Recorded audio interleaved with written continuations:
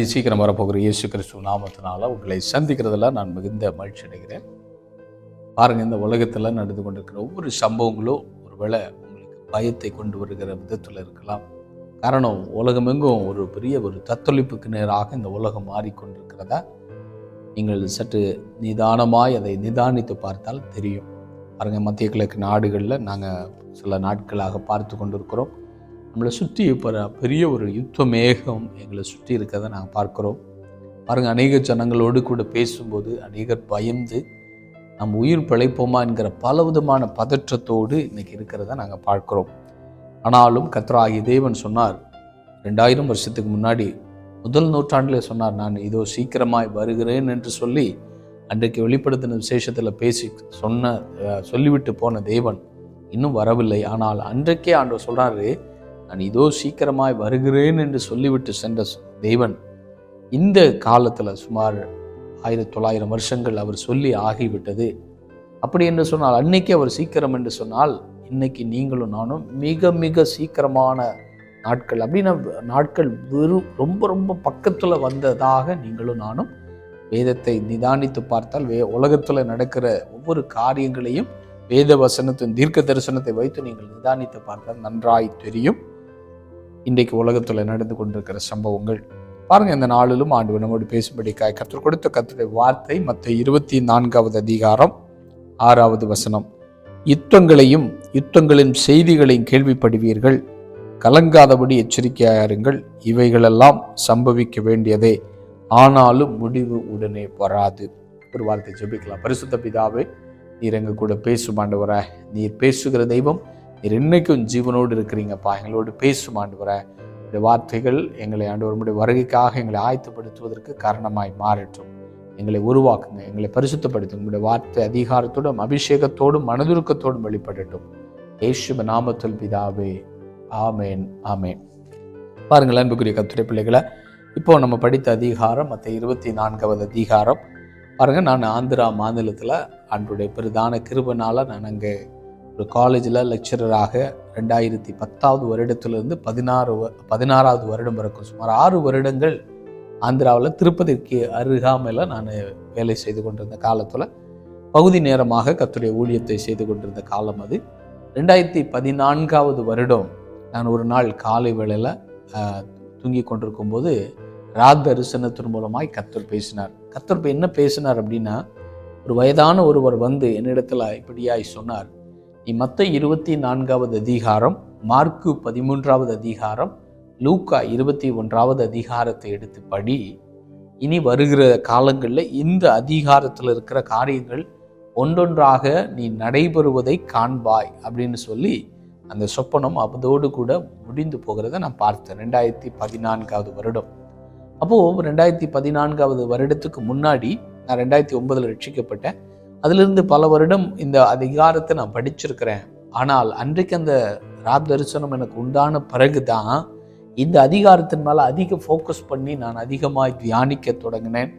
அன்றிலிருந்து இன்றைக்கு வரைக்கும் நான் ஆண்டவராக இயேசு கிறிஸ்து 2ஆம் வருகை குறித்தும் உலகத்தின் முடிவை குறித்தும் உலகம் எங்கும் பல நாடுகளிலும், அது மாத்திரமல்ல ஆண்டோடைய வருகை குறித்து இந்தியாவிலும் பல பகுதிகளில் இயேசுவின் வருகையையும் இந்த உலகத்தின் கடைசி காலங்கள் உலகம் போய்கொண்டிருக்கிறது என்பதை குறித்து அநேக இடங்களில் பேசும்படிக்காக ஆண்டவர் கிருபை செய்து கொண்டிருக்கிறார். பாருங்கள், இந்த படித்ததான அதிகாரம் அன்றைக்கு ஆண்டவர் கொடுத்த அந்த பாரத்தின்படி இன்றைக்கும் அநேக இடத்துல ஆண்டோடைய வார்த்தையை பேசியிருக்கிறேன். பாருங்கள், இப்பொழுது இந்த உலகத்தில் நடந்து கொண்டிருக்கிற சம்பவங்கள், இந்த 2020வது வருடத்தில் நடந்த இந்த கோவிட் ஆகட்டும், கோவிட்டுக்கு முன்னாடி பல நாட்கள் கொள்ளை நோய்களை குறித்து பல இடங்களில் ஆண்டோடைய வார்த்தையை பேசியிருக்கிறேன். பாருங்கள், அது மாத்திரமல்ல, இப்போ 2026வது வருடம் இந்த 5 நாளுக்கு முன்னாடி பிப்ரவரி 28ஆம் தேதி மத்திய கிழக்கு நாடுகளில் ஒரு பெரிய யுத்தம் உண்டானது. உங்களுக்கு தெரியும், இஸ்ரேல் தேசம் ஈரானுக்கு விரோதமாக 1 நாடுகளும் யுத்தத்தில் இறங்கினார்கள். யுத்தத்தில் குதித்து அமெரிக்கா உள்ள வந்தது.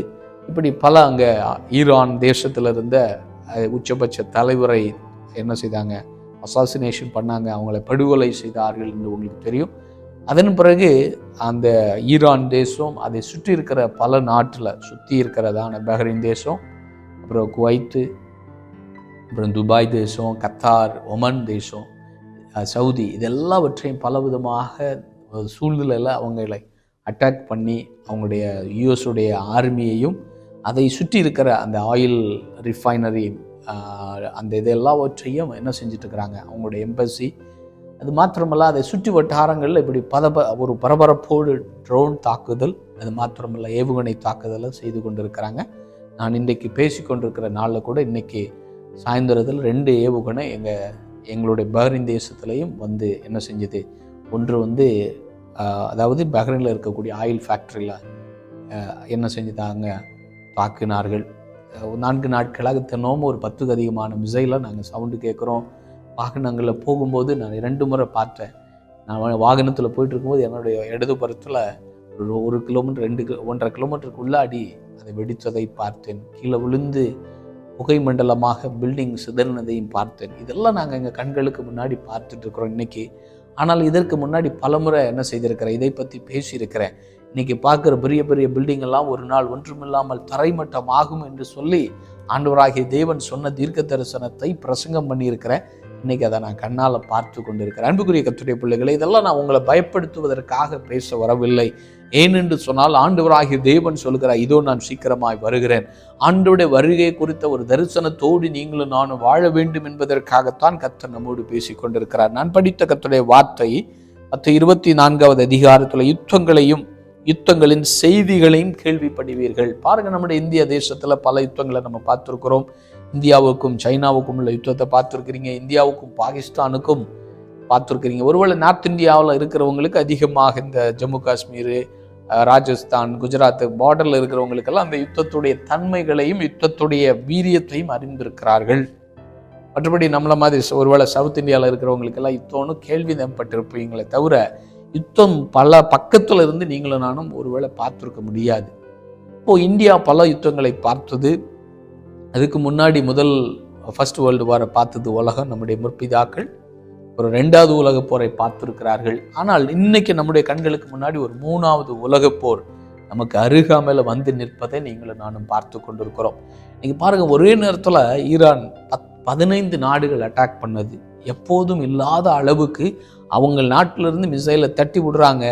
பல 15 நாடுகளில் மிசைல் என்ன பண்ணுது, அட்டாக் பண்ணுது. சுமார் 2000 கிலோமீட்டருக்கு தூரத்தில் போய் என்ன பண்ணுறாங்க, அந்த மிசைல் அட்டாக் பண்ணி பல கட்டிடங்கள், பல மக்கள், தினமும் நூற்றுக்கணக்கான ஜனங்கள் எல்லாபுறமும் மரித்து கொண்டிருக்கிறாங்கங்க. ஏன் இது நடைபெற்று கொண்டிருக்கிறது? ஏன் இது நடக்கிறது? இதை ஒரு கடவுள் பார்த்து கொண்டு தான் இருக்கிறாரா? நீங்கள் இயேசுதான் உண்மைன்னு சொல்கிறீங்களே, இயேசுவுக்கு கண் இல்லையா? ஏன் இதையெல்லாம் தடுக்கவில்லை?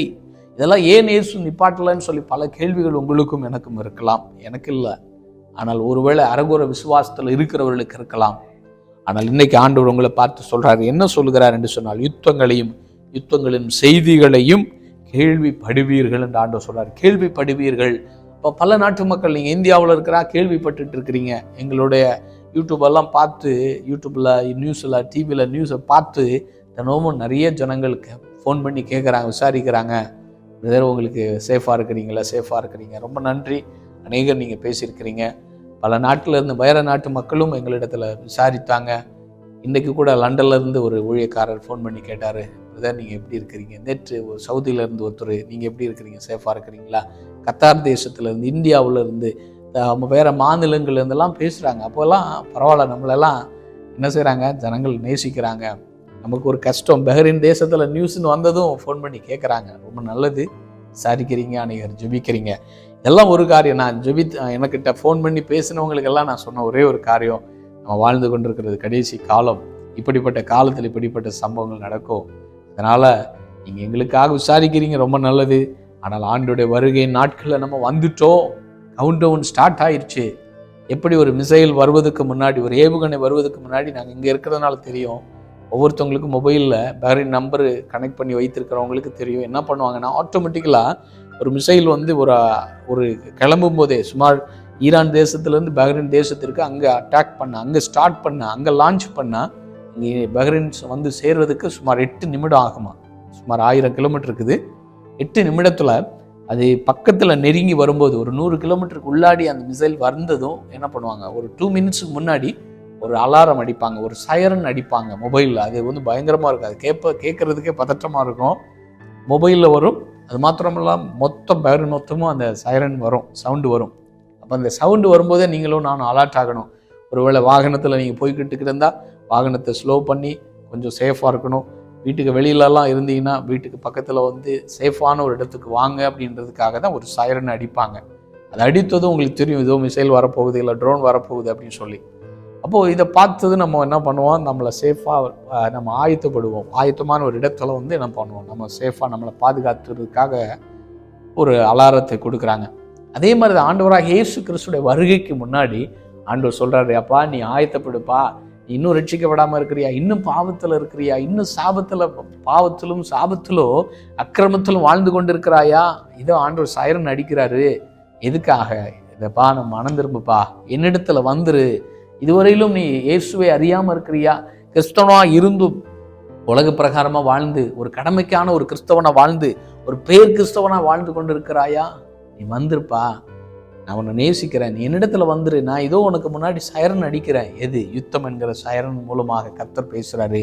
யுத்தத்தின் மூலமாய் கர்த்தர் பேசுறாருப்பா, நான் சீக்கிரமா வரப்போறேன், என்னிடத்துல வந்து விடு என்று சொல்லி கர்த்தர் பேசுறாருங்க. கடைசியா சொல்லி முடிக்கிறேன். யுத்தத்தையும் யுத்தங்களின் செய்திகளை கேள்விப்படுவீர்கள், கலங்காதபடி எச்சரிக்கையாருங்கள். இயேசுவை அறிந்தவங்களை ஆண்டவர் அறிந்து அவரை ரட்சிக்கப்பட்டு மூழ்கி ஞானஸ்தானம் எடுத்து பரிசுத்தாவின் அபிஷேகத்தை பெற்று ஆண்டவருக்காய் வாழ்கிறவங்களுக்கு நான் சொல்ற ஒரு சந்தோஷமான செய்தி, கலங்காதபடி எச்சரிக்கையாருங்க. கலங்காதீங்க.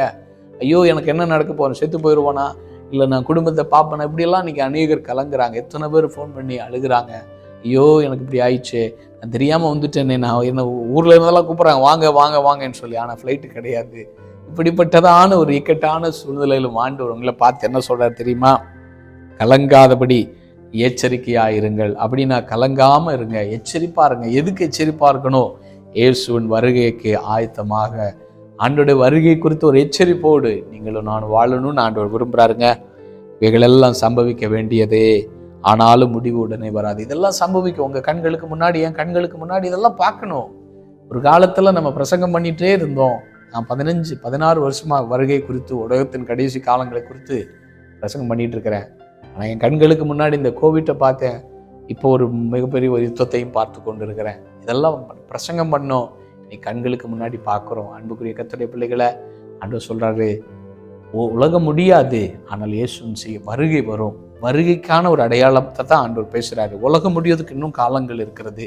உலகம் முடிவது, ரகசிய வருகை வந்து அப்புறம் பகிரங்க வருகை, அப்புறம் 1000 வருட அரசாட்சி, அதுக்கு பிறகு தான் புதிய வானம் புதிய பூமி உண்டாகும்.